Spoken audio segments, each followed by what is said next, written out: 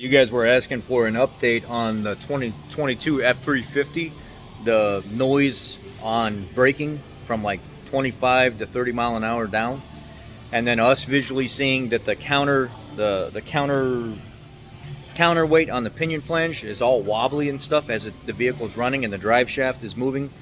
Ford actually got back to me over the weekend and gave me the approval to go ahead and replace everything, so that's the update for that. I'm going to go in and get part numbers and stuff right now and get everything ordered, and I'll be right back and give you guys those numbers and tell you what they say on how far out the parts are. I'm at a little bit of a standstill right now. I was able to get the drive shaft ordered, and yeah, they're, I found part numbers and everything like that. I think it's a 4R62 or 4R620 is what the base number is, and I was asked to come back in a little bit because a bunch of phone calls came in, and I got to go back in there and I got to sit back down again. Parts.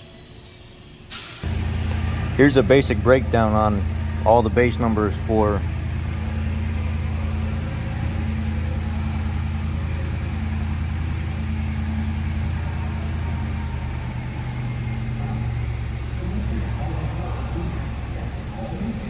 like super freaking busy right now, and I went in there, sat, made sure every single component was ordered for everything that I need, but they had more customers call, and now I'm going to have to wait even longer, so they're going to try to work up exactly the time frame when I'm going to get the last piece here, if they can even find it.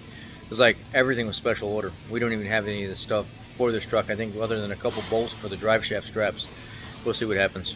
Well, it looks like everything is 3 to 5 days out, so, and there's only a couple dealerships in the country that even have like the pinion counterweight flange assembly and the centering support for the center bearing, the mounting support. But anyway, that's the update, and we will get around to this gentleman's truck when all the parts come in. You guys asked for an update, here it is.